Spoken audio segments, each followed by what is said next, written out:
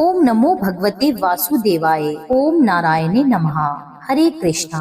ओम brim Brihaspati नमः। आप सभी का हार्दिक स्वागत है आपके अपने चैनल कृष्ण सखी स्टोरीज पर। आज की इस वीडियो में मैं आपको संपूर्ण बृहस्पति व्रत कथा सुनाऊंगी, बृहस्पति चालीसा पाठ और बृहस्पति भगवान की आरती सुनाऊंगी। तो आइए पूर्ण भक्ति भाव और श्रद्धा के साथ बृहस्पति भगवान की कथा का श्रवण करते हैं। प्रेम से बोलिए बृहस्पति भगवान की जय। एक समय की बात है, भारतवर्ष में एक राजा राज्य किया करता था। वह बड़ा ही प्रतापी और दानी राजा था। वह प्रतिदिन मंदिर में दर्शन करने जाता और ब्राह्मण गुरुओं की सेवा किया करता था। उसके द्वार से कोई भी मांगने वाला निराश नहीं लौटता था और वह प्रत्येक गुरुवार को भगवान बृहस्पति जी का व्रत करता और पूजन किया करता था। हर दिन वह गरीबों की सहायता करता। परंतु यह बात उसकी रानी को अच्छी नहीं लगती थी। ना तो वह व्रत किया करती थी और ना ही किसी को पैसा दान में दिया करती थी, और राजा को भी ऐसा करने से सदैव मना किया करती थी। एक समय की बात है, जब राजा शिकार खेलने वन को गए थे तो घर पर रानी और केवल दासी ही थी। उस समय भगवान गुरु बृहस्पति एक साधु का रूप धारण कर राजा के द्वार पर भिक्षा मांगने आए। रानी से भिक्षा मांगी तो वह कहने लगे, हे साधु महाराज, मैं इस दान पुण्य से तंग आ गई हूँ। मेरे से घर का ही कार्य समाप्त नहीं होता तो मैं ये दान पुण्य किस प्रकार कर पाऊंगी। इस कार्य के लिए तो मेरे केवल पति देव ही बहुत है। अब आप इस प्रकार की कृपा कीजिए कि मेरा सारा धन नष्ट हो जाए और मैं आराम से रह सकूं। तब साधु के वेश में बृहस्पति भगवान बोले, हे देवी, तुम तो बड़ी विचित्र हो। संतान और धन से भला कोई दुखी होता है? इसको तो सभी चाहते हैं। पापी भी पुत्र और धन की इच्छा करता है। अगर तुम्हारे पास धन अधिक है तो तुम भूखे मनुष्यों को भोजन कराओ, प्याऊ लगवाओ, ब्राह्मणों को दान दो, कुआं, तालाब, बावड़ी, बाग, बगीचे आदि का निर्माण करो, निर्धन मनुष्यों की कुंवारी कन्याओं का विवाह कराओ, धर्म आदि कार्यों में धन खर्च करो। इस प्रकार के कार्यों से तुम्हारे कुल का और तुम्हारा नाम परलोक में सार्थक होगा और तुम्हें स्वर्ग की प्राप्ति होगी। परंतु इन सब बातों का रानी पर कोई प्रभाव न पड़ा। वे कहने लगी, हे साधु महाराज, मुझे ऐसे धन की आवश्यकता नहीं जिसको मैं और मनुष्यों को दूं और जिसको संभालने में मेरा सारा समय नष्ट हो जाए। साधु महाराज ने कहा, देवी, तुम्हारी ऐसी इच्छा है तो ऐसा ही होगा। मैं तुम्हें जैसा बताता हूँ तुम वैसा ही करना। बृहस्पतिवार के दिन घर को गोबर से लीपना, अपने बालों को धोना और बाल धोते समय स्नान करना, भोजन में मांस मदिरा खाना, कपड़ा धोबी के हाथ धुलने को डालना। इस प्रकार 7 बृहस्पतिवार करने से तुम्हारा सब धन नष्ट हो जाएगा। यह कहकर वे साधु महाराज वहां से अंतर्ध्यान हो गए। रानी ने साधु के कहने के अनुसार ही किया। 3 बृहस्पतिवार ही बीते थे कि उसकी समस्त धन संपत्ति नष्ट हो गई और भोजन के लिए दोनों समय परिवार तरसने लगा तथा सांसारिक भोगों से दुखी रहने लगा। तब वह राजा रानी से कहने लगा, हे रानी, तुम यहाँ पर रहो, मैं दूसरे देश को जाता हूँ, क्योंकि यहाँ पर मुझे सभी मनुष्य जानते हैं, इसलिए मुझे कोई कार्य नहीं देगा। देश चोरी परदेश भिक्षा बराबर है। ऐसा कहकर राजा परदेश चला गया। वहाँ जंगल में जाता, लकड़ी काट कर लाता और शहर में बेचता। इस तरह वह अपने दिन व्यतीत करने लगा। इधर राजा के बिना रानी और दासी दुखी रहने लगे। किसी दिन भोजन मिलता और किसी दिन जल पीकर ही रह जाती। एक समय रानी और दासी को 7 दिन बिना भोजन के व्यतीत हो गए तो रानी ने अपनी दासी से कहा, दासी, यहाँ पास के ही नगर में मेरी बहन रहती है। वह बड़ी धनवान है। तू उसके पास जा और वहाँ से 5 सेर भेजर मांग कर ला, जिससे कुछ समय के लिए हमारा गुजारा हो जाएगा। इस प्रकार रानी की आज्ञा मानकर दासी रानी की बहन के पास गई। उस समय रानी की बहन पूजन कर रही थी, क्योंकि उस रोज बृहस्पतिवार का दिन था। जब दासी ने रानी की बहन को देखा तब उससे बोली, हे रानी, मुझे तुम्हारी बहन ने भेजा है, मुझे 5 सेर भेजर दे दो। इस प्रकार दासी ने कई बार कहा, परंतु रानी ने कोई उत्तर नहीं दिया, क्योंकि उस समय वह बृहस्पतिवार की कथा सुन रही थी। इस प्रकार जब दासी को किसी भी प्रकार का कोई उत्तर नहीं मिला तो वह बहुत दुखी हो गई और दुखी मन से रानी के पास लौट आई और कहने लगी, रानी, आपकी बहन तो बहुत धनी है, परंतु वे छोटे लोगों से बात नहीं करती। मैंने उन्हें कई बार कहा तो उन्होंने कोई उत्तर नहीं दिया, तो मैं वापस चली आई। रानी बोली, हे दासी, उसका कोई दोष नहीं है। जब बुरे दिन आते हैं तब कोई सहारा नहीं देता। अच्छे बुरे का पता विपत्ति में ही लगता है। जो ईश्वर की इच्छा इच्छा होगी वही होगा, यह सब हमारे भाग्य का दोष है। इधर उस रानी की बहन ने सोचा कि मेरी बहन की दासी आई थी, किंतु मैं तो उससे कुछ बोली नहीं, इससे तो वह बहुत दुखी हुई होगी। यह सोच कथा को सुन और विष्णु भगवान का पूजन समाप्त कर वह रानी अपनी बहन के घर चल दी और आकर अपनी बहन से कहने लगी, हे बहन, मैं बृहस्पतिवार का व्रत कर रही थी। जब तुम्हारी दासी आई थी तब मैं कथा सुन रही थी, और जब कथा सुनते हैं तब ना तो उठते हैं और ना ही बोलते हैं, इसलिए मैं नहीं बोली।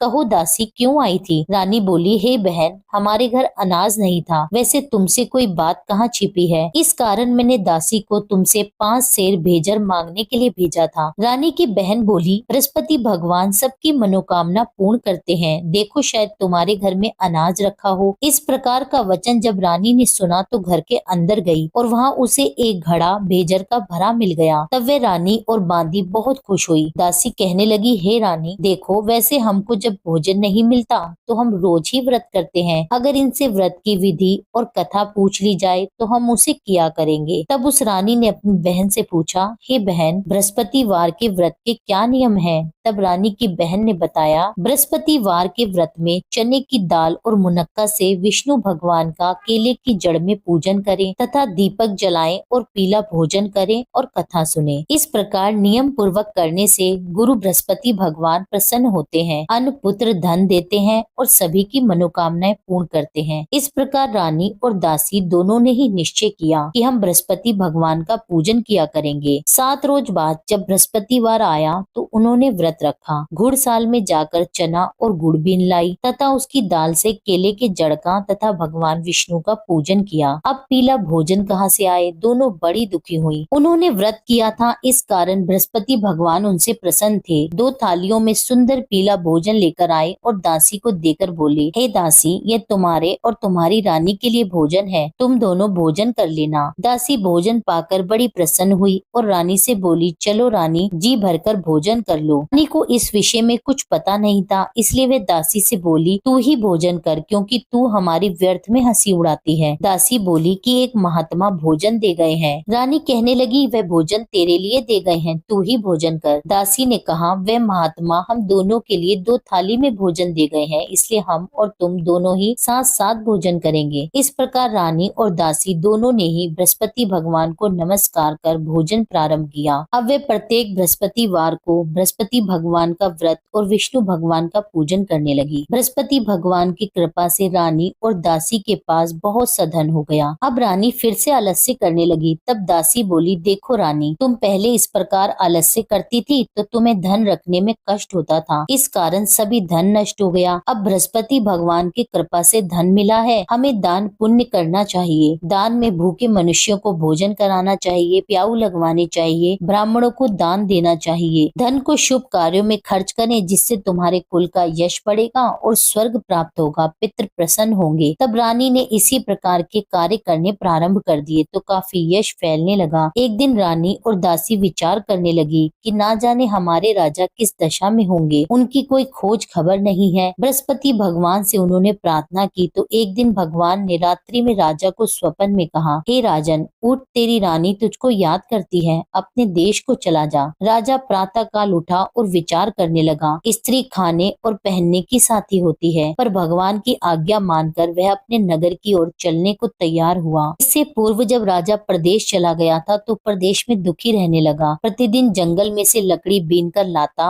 और उसे शहर में बेचकर अपने दुखी जीवन को बड़ी कठिनता से व्यतीत करता था। एक दिन राजा दुखी हो अपनी पुरानी बातों को याद करके रोने लगा। तब उस समय जंगल में बृहस्पति देव एक साधु का रूप धारण कर आए और राजा के पास आकर कहने लगे, लकड़हारे, तुम इस सुनसान जंगल में किस चिंता में बैठे हो, मुझे बताओ। यह सुनकर राजा की आंखों में जल भर आया और साधु की वंदना कर बोले, हे प्रभु, आप सब कुछ जानने वाले हो। इतना कहकर साधु को अपनी कहानी सुना दी। महात्मा दयालु होते हैं। वे राजा से बोले, हे राजन, तुम्हारी स्त्री ने बृहस्पति देव का अपमान किया था, जिस कारण तुम्हारी यह दशा हुई। अब तुम किसी प्रकार की चिंता मत करो, भगवान तुम्हें पहले से भी अधिक धन देंगे। देखो तुम्हारी स्त्री ने बृहस्पतिवार का व्रत प्रारंभ कर दिया है और तुम मेरा कहना मानकर बृहस्पतिवार का व्रत करके चने की दाल और गुड़ को जल के लोटे में डालकर केले का पूजन करो, कथा कहो और सुनो। भगवान तुम्हारी सारी मनोकामनाओं को पूर्ण करेंगे। साधु को प्रसन्न देखकर राजा बोला, हे प्रभु, मुझे लकड़ी बेचकर इतना पैसा नहीं मिलता जिससे भोजन करने के उपरांत कुछ बचा सकूं। मैंने रात्रि में अपनी रानी को व्याकुल देखा है। मेरे पास कुछ नहीं है जिससे उसकी खोज खबर मंगा सकूं। फिर मैं बृहस्पति देव की कौन सी कथा कहूँ, यह भी मुझको पता नहीं है। साधु ने कहा, हे राजन, तुम किसी बात की चिंता मत करो। बृहस्पतिवार के दिन रोजाना की तरह लकड़ियां लेकर शहर को जाओ। तुमको रोज से दुगना धन प्राप्त होगा, जिससे तुम भली भांति भोजन कर लोगे और बृहस्पति भगवान के पूजन की सामग्री भी आ जाएगी। साधु बोले, बृहस्पति भगवान की कथा इस प्रकार है। प्राचीन काल में एक ब्राह्मण था। वह बहुत ही निर्धन था। उसकी कोई संतान नहीं थी। वह नित्य नियम से पूजा पाठ करता, परंतु उसकी स्त्री बहुत मलिनता के साथ रहती थी। वह ना तो स्नान करती और ना ही किसी देवता का पूजन करती। प्रातः काल उठते ही सबसे पहले भोजन करती, बाद में कोई अन्य कार्य करती थी। इससे ब्राह्मण देवता बड़े दुखी थे। बेचारे बहुत कुछ कहते थे, किंतु उसका कोई परिणाम न निकलता। भगवान की कृपा से ब्राह्मण की स्त्री के कन्या रूपी रत्न पैदा हुई और वह कन्या अपने पिता के घर में बढ़ने लगी। वह बालिका प्रातः स्नान करके भगवान विष्णु का जाप करने लगी, बृहस्पतिवार का व्रत करने लगी। अपने पूजा पाठ को समाप्त करके वह स्कूल को जाती तो अपनी मुट्ठी में जौ भरकर ले जाती और पाठशाला जाने के मार्ग में डालती जाती। वही जौ स्वर्ण के हो जाते और लौटते समय उनको बीनकर घर ले आती। एक दिन वह बालिका सूप में सोने के जौ को फटक कर साफ कर रही थी, तो उसकी माँ ने देख लिया और कहा, हे बेटी, सोने के जौ को फटकने के लिए सोने का सूप होना चाहिए। दूसरे दिन बृहस्पतिवार था। इस कन्या ने व्रत रखा और बृहस्पति भगवान से प्रार्थना करके कहने लगी, हे प्रभु, यदि मैंने आपकी पूजा सच्चे मन से की हो तो मेरे लिए सोने का सूप दे दो। बृहस्पति देव ने उसकी प्रार्थना स्वीकार कर ली। रोजाना की तरह वह कन्या जौ फैलाती हुई स्कूल को गई और जब लौटकर जौ बीन ही रही थी तो बृहस्पति देव की कृपा से रास्ते में सोने का सूप मिला। वह सोने के सूप को लेकर घर गई और उससे जौ साफ करने लगी, परंतु उसकी माँ का वही ढंग रहा। एक दिन की बात है, वह कन्या सोने के सूप से जौ साफ कर रही थी। उस समय उस शहर का राजपुत्र वहां से होकर निकला। इस कन्या के रूप और कार्य को देखकर वह मोहित हो गया और अपने घर आकर भोजन और जल त्याग कर उदास होकर लेट गया।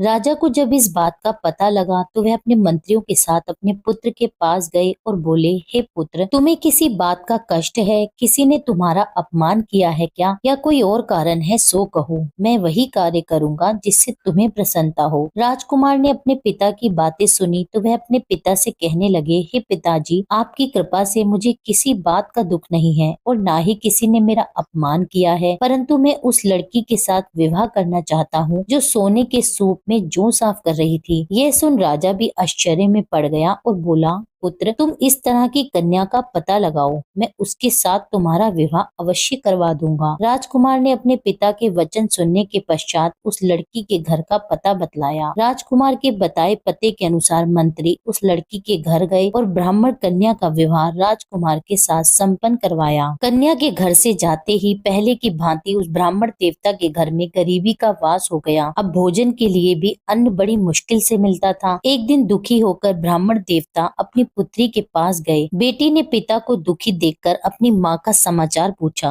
तब ब्राह्मण ने सारा हाल कह सुनाया। कन्या ने बहुत सा धन देकर अपने पिता को विदा किया। इस तरह ब्राह्मण का कुछ समय सुख पूर्वक व्यतीत हो गया। कुछ दिन बाद फिर से वही हाल हो गया। ब्राह्मण फिर से अपनी कन्या के यहाँ आया और सभी हाल उससे कहा तो लड़की बोली, हे पिताजी, आप माता जी को यहाँ पर ले आइए, मैं उन्हें विधि बता दूंगी जिससे आपकी गरीबी दूर हो जाएगी। वह ब्राह्मण देवता अपनी स्त्री को साथ लेकर बेटी के घर पहुंचा तो पुत्री अपनी माँ को समझाने लगी, माँ, तुम प्रातः काल उठकर प्रथम स्नान करके भगवान विष्णु का पूजन करो, तुम्हारी सब दरिद्रता दूर हो जाएगी। परंतु उसकी माँ ने उसकी एक बात नहीं मानी और प्रातः काल उठकर अपनी पुत्री और बच्चों का जूठन खा लेती थी। एक दिन उसकी पुत्री को बहुत क्रोध आ गया और एक रात कोठरी से सभी सामान निकाल दिया और उसमें अपनी माँ को बंद कर दिया। प्रातः काल उस कोठरी में से माँ को निकाला और स्नान करा के पूजा पाठ करवाया तो उसकी माँ की बुद्धि ठीक हो गई। फिर प्रत्येक बृहस्पतिवार को वह व्रत रखने लगी। बृहस्पति व्रत के प्रभाव से उसकी माँ बहुत धनवान हो गई, पुत्रवती हो गई और बृहस्पति देव जी की कृपा से स्वर्ग को प्राप्त हुई और वह ब्राह्मण भी सुख पूर्वक इस लोक से सुख भोग कर स्वर्ग को प्राप्त हुए। इस तरह कहानी कहकर साधु देवता वहाँ से अंतर्ध्यान हो गए। धीरे धीरे अब समय व्यतीत होने लगा। फिर बृहस्पतिवार का दिन आया तो राजा जंगल से लकड़ी काट कर किसी शहर में बेचने गया। उसे उस दिन और दिनों की अपेक्षा अधिक धन मिला। राजा चना गुड़ आदि लाकर बृहस्पतिवार का व्रत करने लगा। उस दिन से उसके सभी क्लेश दूर हो गए, परंतु जब दोबारा बृहस्पतिवार आया तो वह व्रत करना भूल गया। इस कारण बृहस्पति भगवान नाराज हो गए। उसी दिन उस नगर के राजा ने विशाल यज्ञ का आयोजन किया था और शहर में यह घोषणा करवा दी कि कोई भी मनुष्य अपने घर में ना तो भोजन बनाए और न आग जलाए, समस्त लोग मेरे यहाँ ही भोजन करें। इस आज्ञा को जो नहीं मानेगा उसको फांसी की सजा दी जाएगी। इस तरह की घोषणा संपूर्ण नगर में करवा दी गई। राजा की आज्ञा अनुसार शहर के सभी लोग भोजन करने आए, लेकिन लकड़हारा कुछ देर से पहुंचा, इसलिए राजा उसको अपने साथ घर लिवा ले गया और ले जाकर भोजन करा ही रहा था तो रानी की दृष्टि उस खूंटी पर पड़ी जिस पर उसने अपना हार लटका रखा था। उसे वहां पर हार दिखाई नहीं दिया तो रानी ने हार की चोरी के अपराध में लकड़हारे को पुलिस बुलवाकर उसे जेल खाने में डलवा दिया। अब राजा जेल खाने में गया तो बहुत दुखी होकर विचार करने लगा, न जाने कौन से पूर्व जन्म के कर्म है जिसके कारण मुझे ऐसा दुख प्राप्त हो रहा है। फिर राजा उसी साधु को याद करने लगा जो जंगल में मिला था। उसी समय तत्काल बृहस्पति देव साधु के रूप में प्रकट हो गए और उसकी दशा को देखकर कहने लगे, अरे मूर्ख, तूने बृहस्पति देवता की कथा नहीं की, इस कारण तुझे दुख प्राप्त हुआ है। अब तू चिंता मत कर, बृहस्पतिवार के दिन जेल खाने के दरवाजे पर तुझे 4 पैसे पड़े मिलेंगे, उससे तू बृहस्पति देव की पूजा करना, तेरे सभी कष्ट दूर हो जाएंगे। बृहस्पतिवार के रोज उसे 4 पैसे पड़े मिले। राजा ने उसी पैसों की सहायता से अपना व्रत और पूजन किया। उसी रात्रि को जब राजा सो रहा था तो बृहस्पति देव ने राजा को स्वप्न में कहा, हे राजन, तुमने जिस आदमी को जेल खाने में हार की चोरी के अपराध में बंद कर रखा है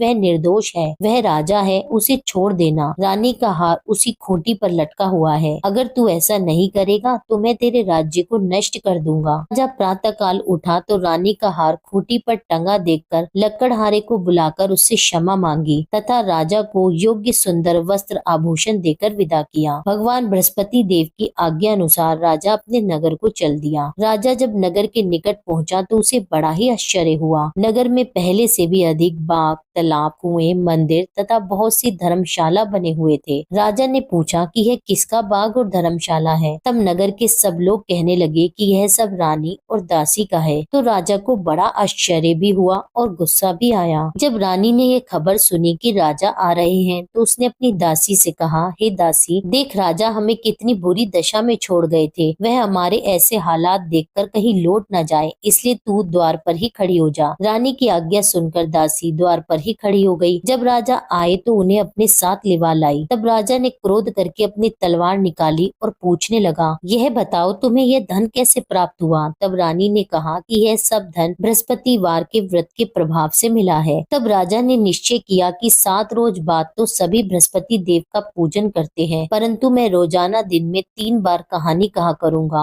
और रोज व्रत किया करूंगा। अब हर समय राजा के दुपट्टे में चने की दाल बंधी रहती तथा दिन में 3 बार कहानी कहता। एक रोज राजा ने विचार किया कि चलो अपनी बहन के यहाँ आवे। इस तरह निश्चय कर राजा घोड़े पर सवार हो अपनी बहन के यहाँ जाने लगा। मार्ग में उसने देखा कि कुछ आदमी एक मुर्दे को लिए जा रहे हैं, तो उन्हें रोक कर राजा कहने लगा, भाइयों, मेरी बृहस्पतिवार की कथा सुन लो। वे बोले, लो, हमारा तो आदमी मर गया है और इसको अपनी कथा की पड़ी है। परंतु कुछ आदमी बोले, अच्छा कहो, हम तुम्हारी कथा भी सुनेंगे। राजा ने दाल निकाली और जब आधी ही कथा हुई थी कि मुर्दा हिलने लगा और जब कथा समाप्त हुई तो राम राम कहकर वह मनुष्य खड़ा हो गया। आगे मार्ग में उसे एक किसान खेत में हल चलाता हुआ मिला। राजा ने उसे देखा और उससे बोला, अरे भाइयों, तुम मेरी बृहस्पतिवार की कथा सुन लो। किसान बोला, जब तक मैं तुम्हारी कथा सुनूंगा तब तक तो 4 हरिया जोत लूंगा, जा अपनी कथा किसी और को सुनाना। इस तरह राजा आगे चलने लगा।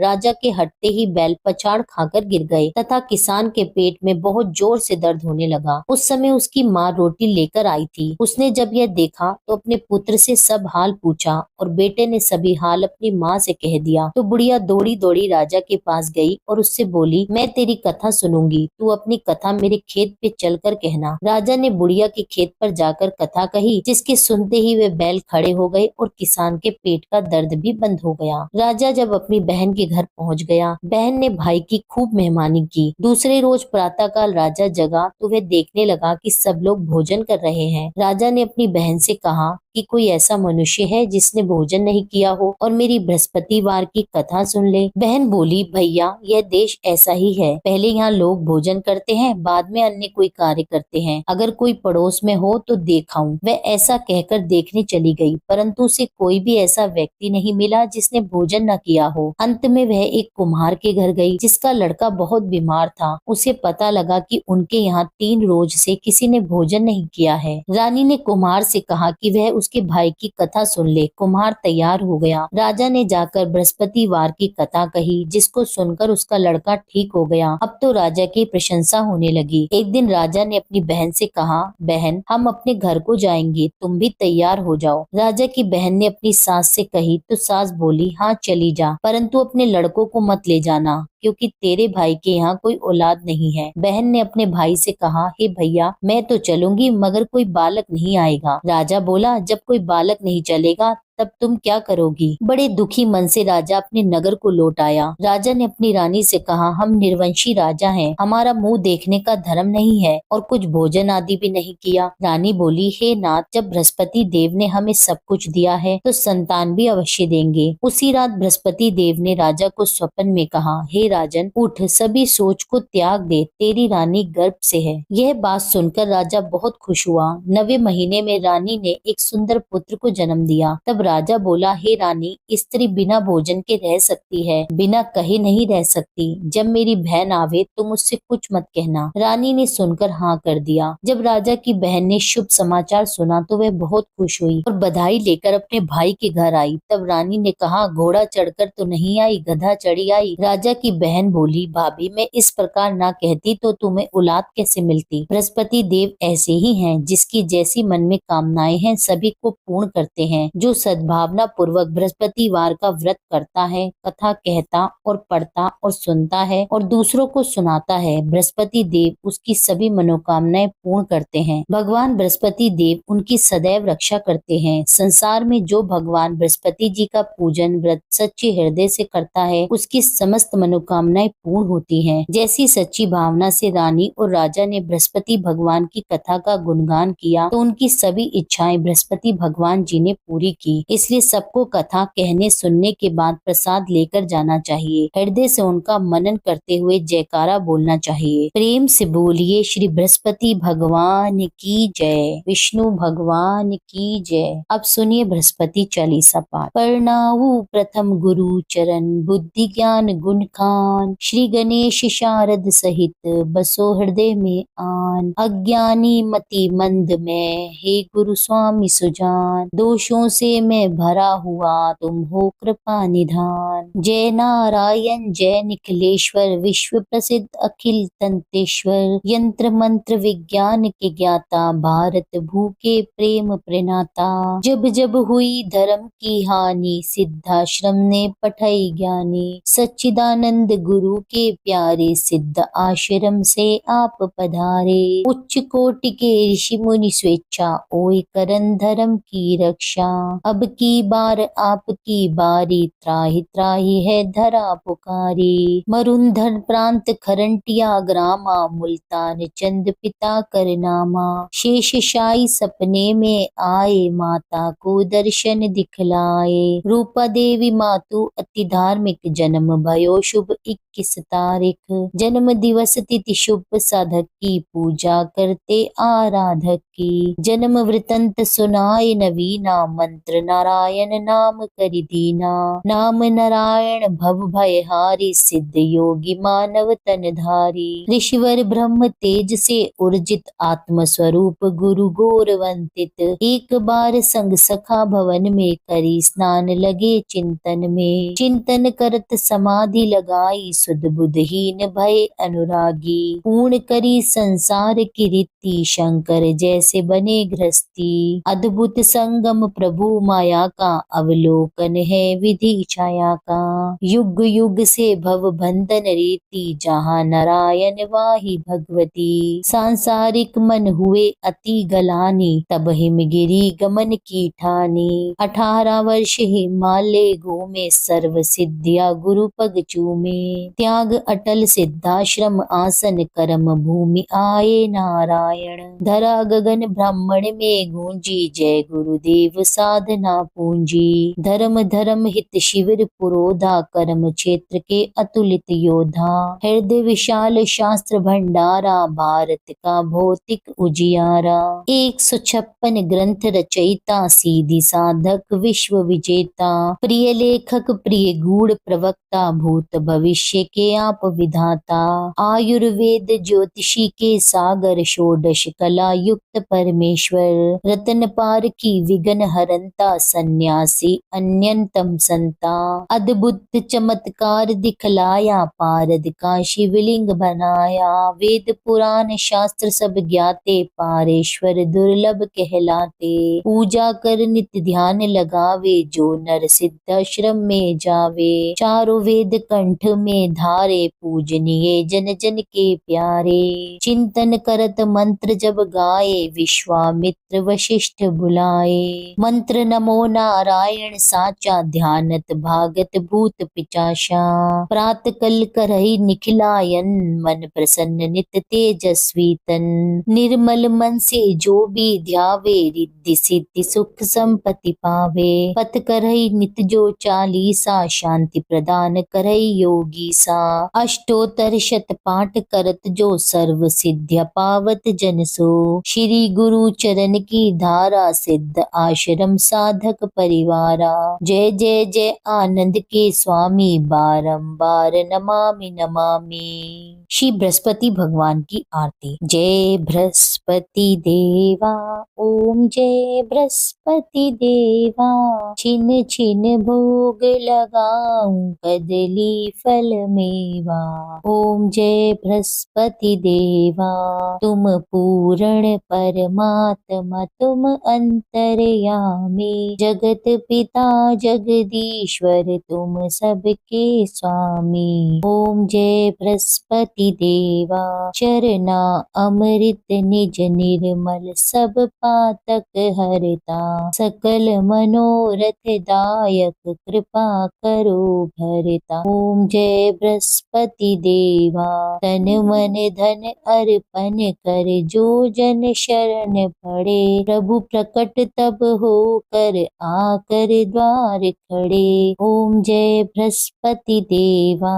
दीन दयाल दयानिधि, भक्तन हितकारी। पाप दोष सब हरता, भव बंधन हारी। ओम जय बृहस्पति देवा, सकल मनोरथ दायक, सब संशय तारी। विष विकार मिटाओ, संतन सुखकारी। ओम जय बृहस्पति देवा, जो कोई आरती तेरी प्रेम सहित गावे। जेठानन आनंद कर, सो निश्चय पावे। ओम जय बृहस्पति देवा, जय बृहस्पति देवा। स्वामी जय बृहस्पति देवा, छिन छिन भोग लगाऊं, कदली फल मेवा। ओम जय बृहस्पति देवा। आशा करती हूँ यह वीडियो आपको पसंद आई होगी, कथा आपको पसंद आई हो, वीडियो अच्छी लगी हो तो वीडियो को लाइक जरूर करें, वीडियो पर कमेंट करें, भगवान बृहस्पति देव की जय लिखिए। और जिन भी लोगों ने अभी तक मेरे चैनल को सब्सक्राइब ना किया हो, उनसे मेरा अनुरोध है कि चैनल को सब्सक्राइब कर लें। मिलती हूँ आपसे एक अगली वीडियो में, जब तक के लिए जय श्री राधे।